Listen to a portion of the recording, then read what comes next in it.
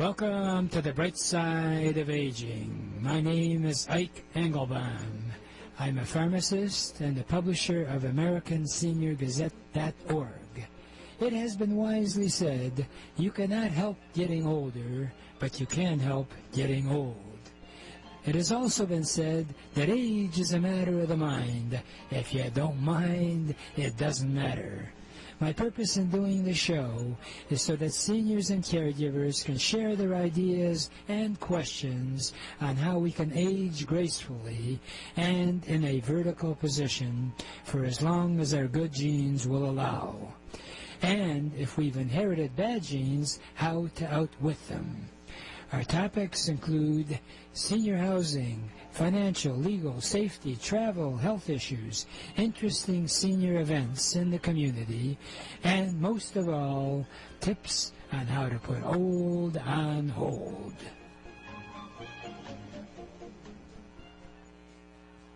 Above, one of the biggest decisions aside from your financial situation is where and how you should live. Our professional staff at HOW, stands for House Calls on Wheels, is ready to help you if you call 888-489-8980 for a free consultation as to whether you should stay in your current home or renovate it with a customized healthcare suite in your attached garage. Yes, you can have living quarters healthcare suite in your attached garage, or we can attach it to your home.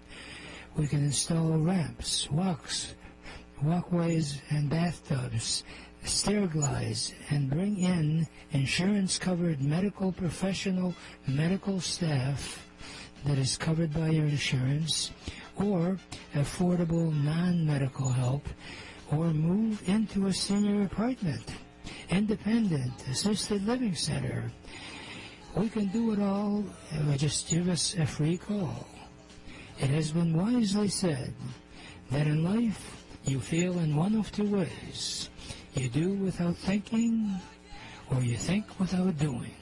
Please, let us help you do what's best for you to do at no charge. Just call 888-489-8980 and let us know what time we can call you or visit with you at no charge.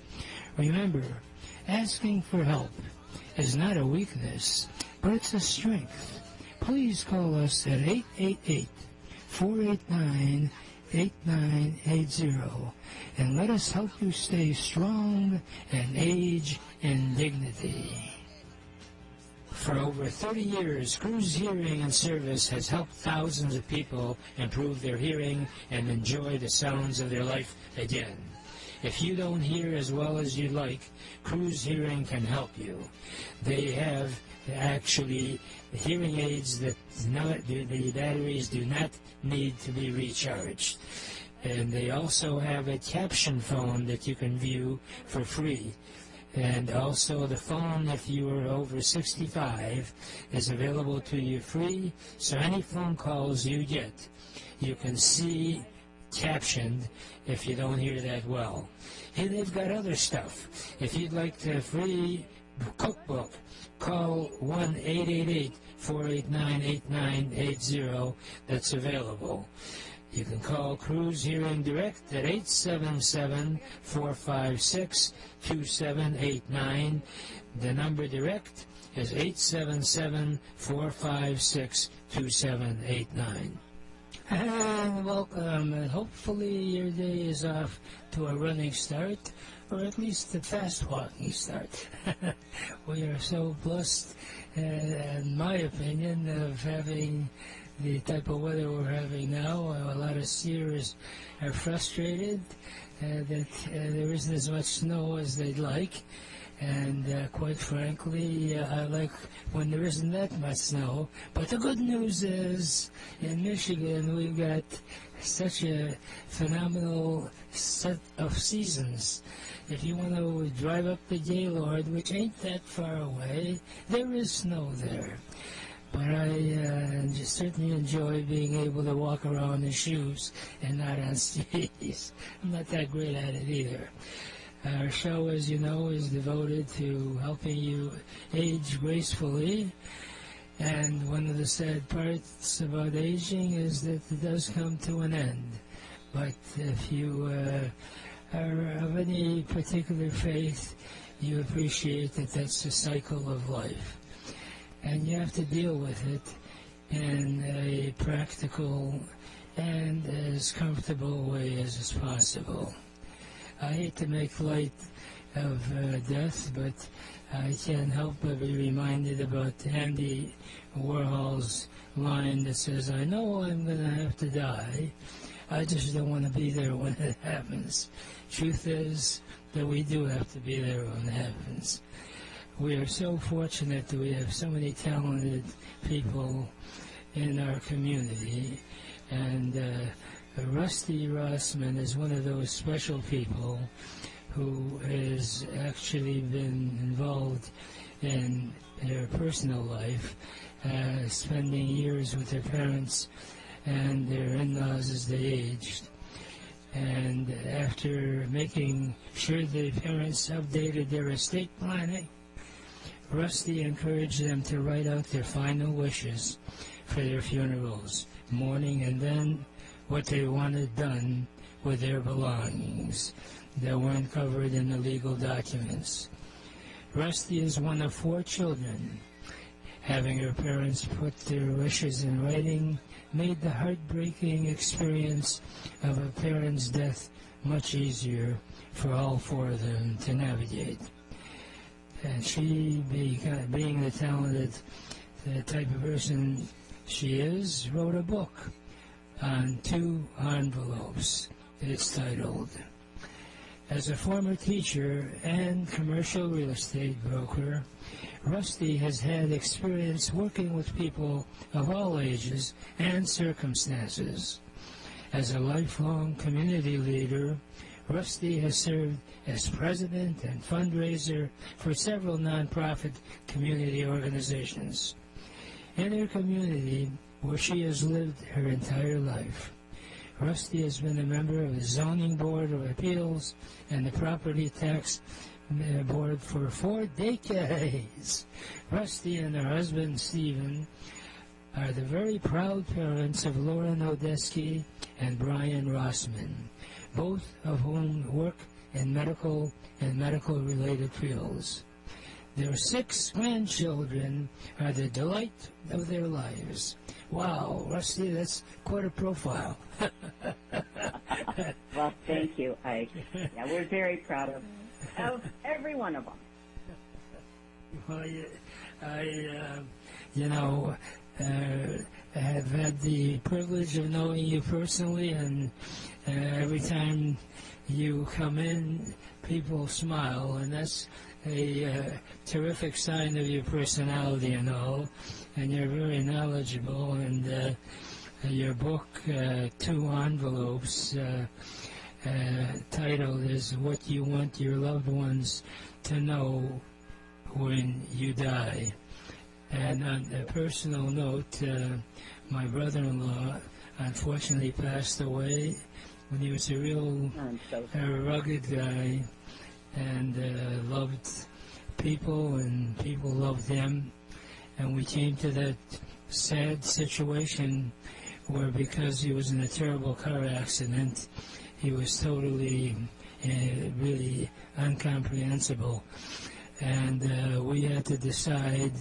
They said, well, we can bring him back, but he is basically going to be able to just basic functions, and we had to decide whether to let him go or try to keep him on heroic type treatment. It was a tough decision, but fortunately he had pre-written what he wanted done and made the whole process a lot easier.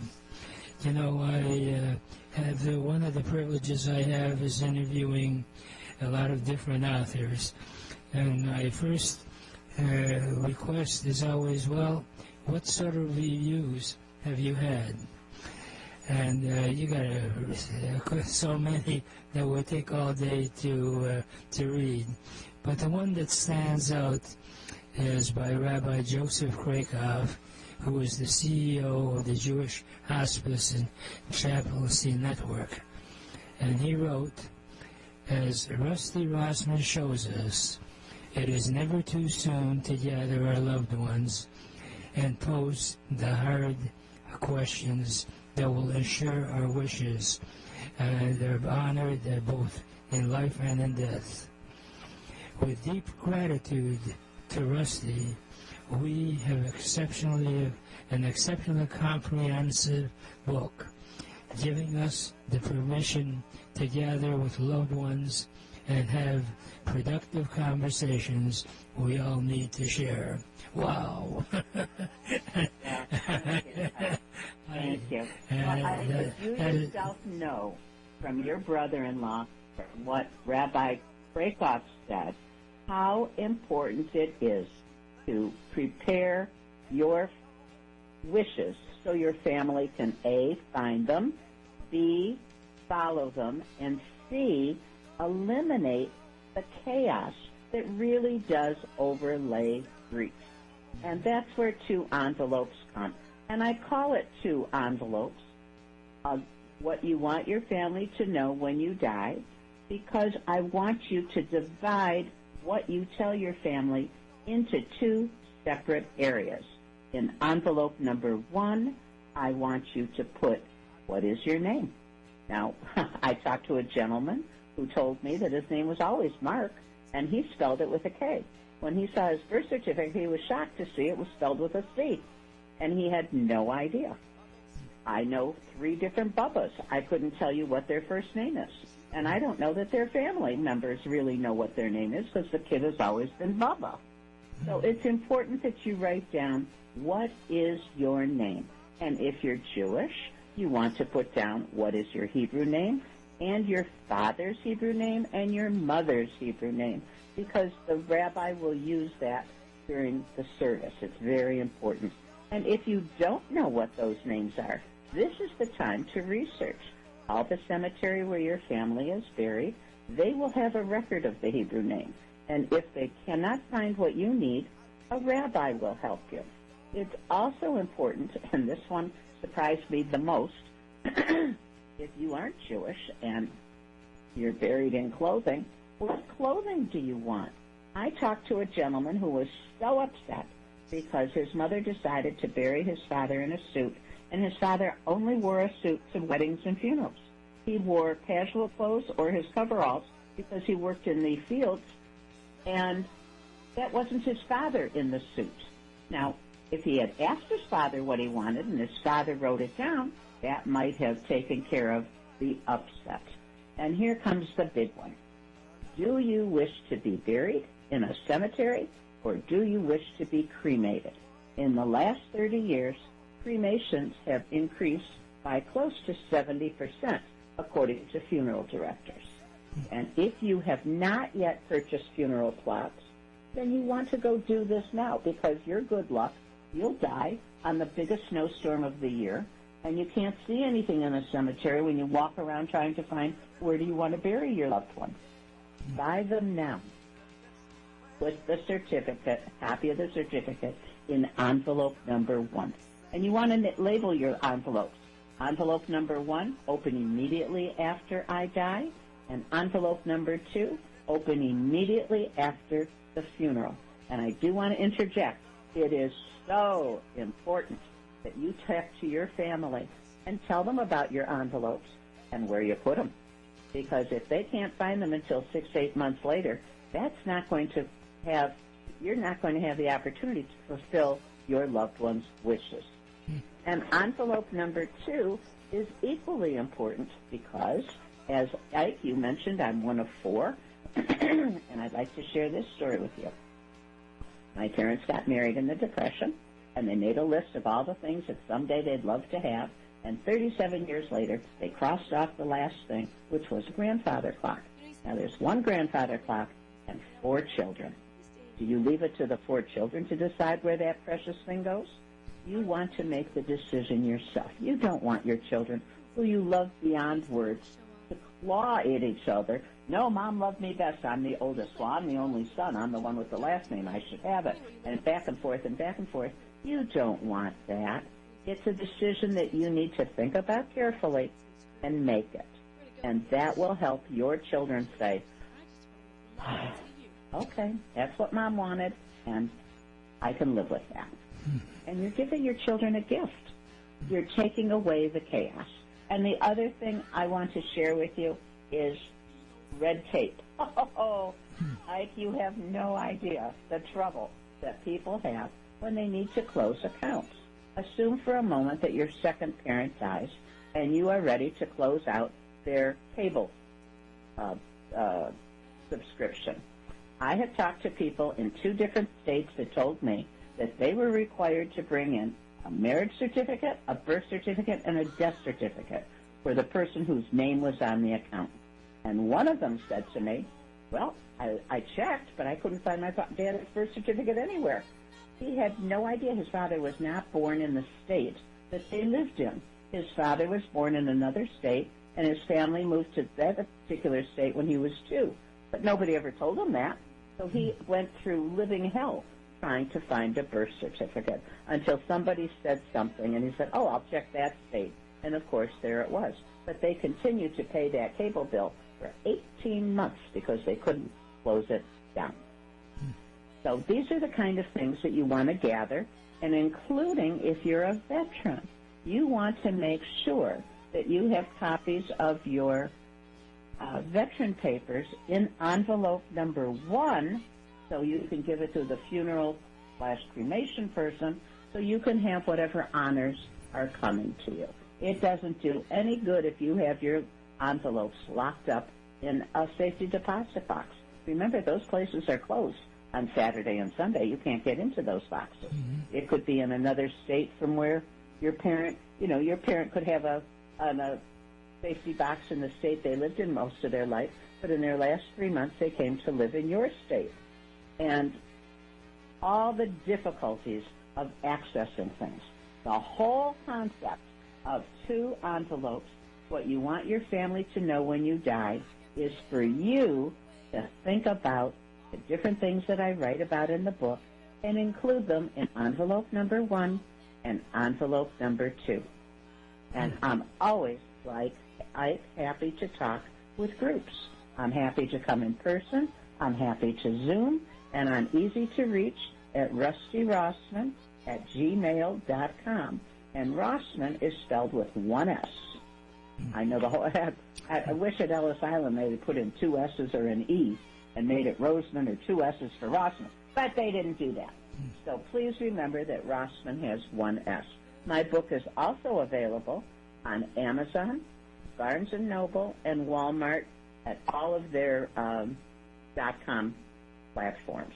So I'm so happy, Ike, that you asked me a couple questions and invited me to come talk to your audience, because I know each and every one of us wants things to go smoothly for our loved ones.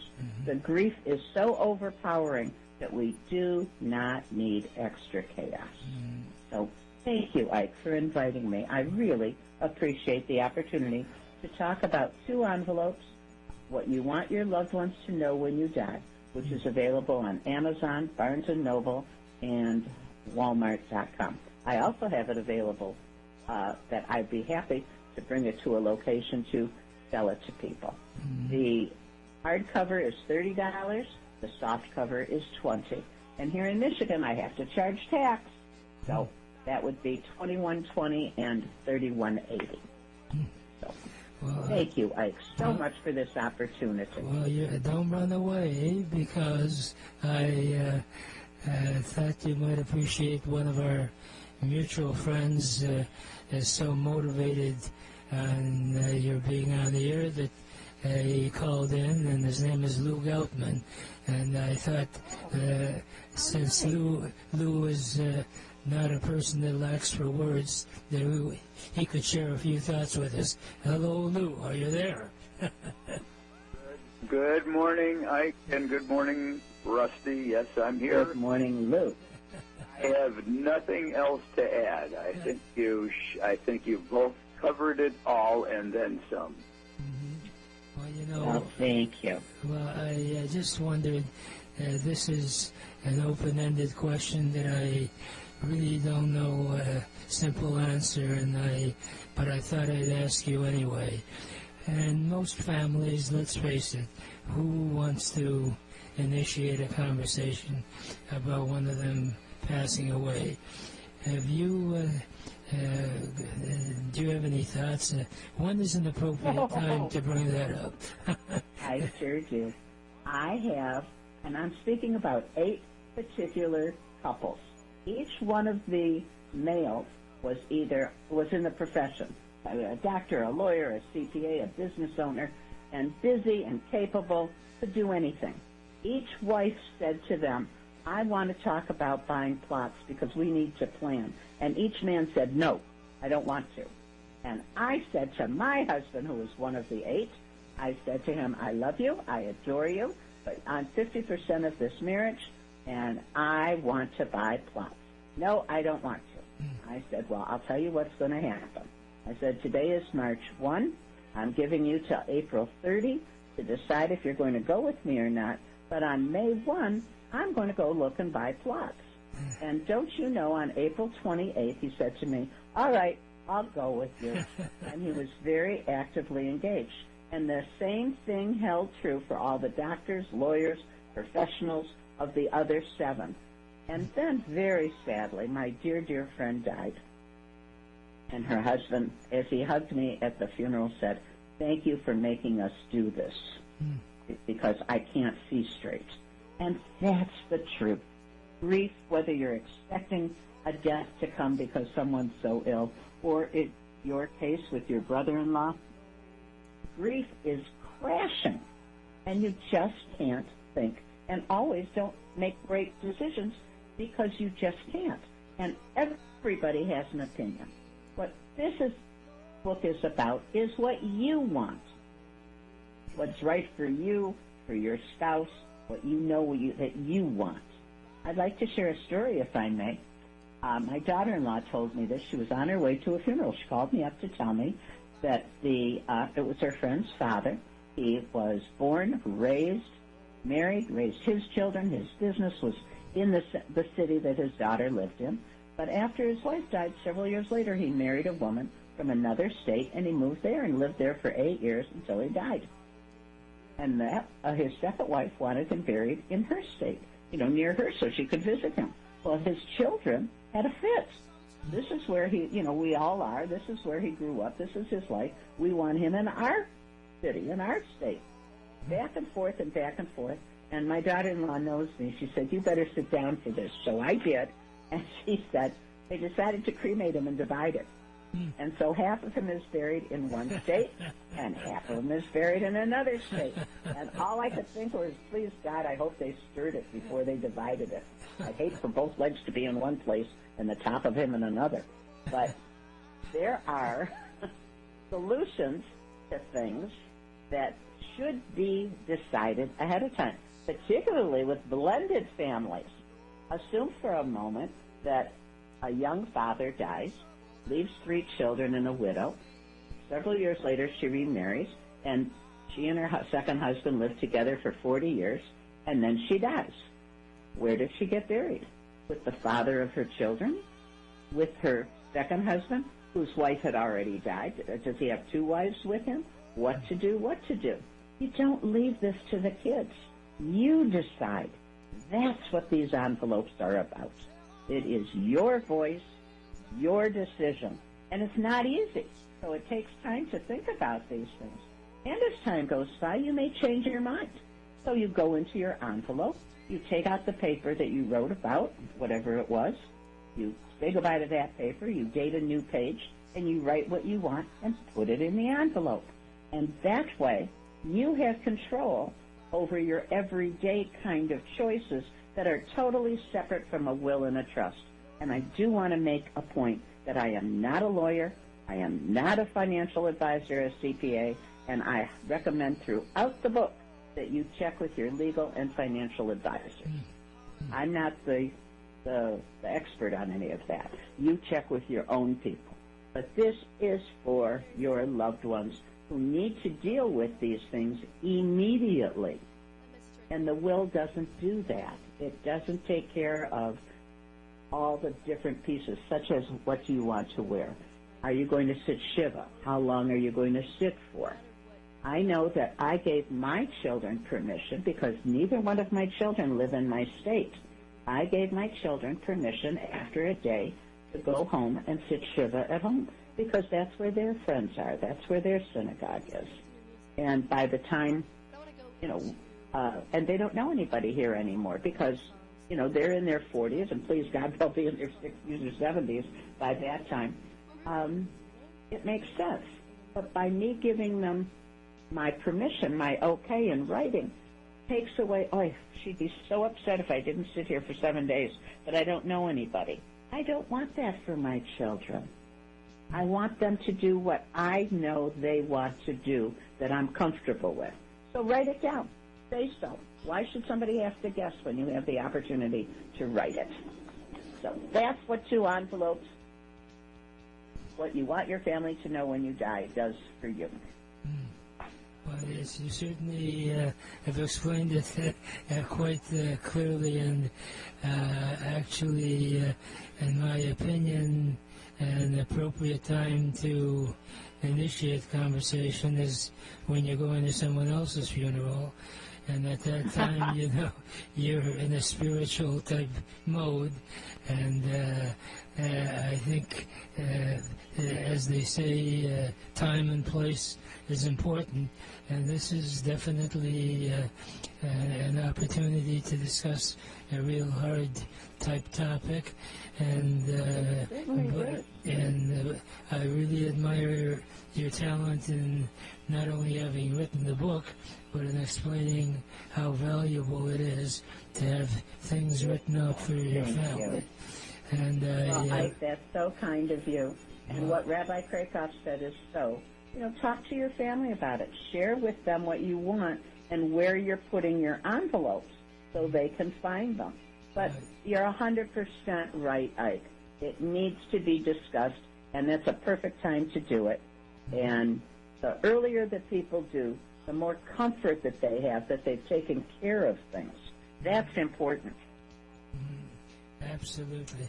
Well, it's been a delight to have you on, Rusty, and thanks for calling in, Lou. Although you didn't say much, your sexy-sounding voice really, I'm sure, inspired a lot of people as well. He's a great cheerleader. A great cheerleader. Ike, thank you so much. Okay. Stay warm, stay well. It's going to be beautiful today, and the sun is out. And enjoy the sunshine, everyone. Thank you again for having me. Yeah, well, I so appreciate it. God bless. I got to run and let the folks know why we're on the air or who's helping us stay on the air. Thanks for being on the air. As you may know, I am the publisher of the American Senior Gazette newspaper, which I think is one of the bestest newspapers for seniors, and I'd be willing to send you a free copy out. We've got a lot of good stuff in there, resource phone numbers for seniors, and also give you ideas on how you can age gracefully. And I welcome your calls at 888-489-8980. And I never like to leave this segment without my favorite parting thought, which is, yesterday is history, tomorrow is a mystery, today is a gift, and that's why we call it the present. Please enjoy your present by looking and living life with a bright side of aging.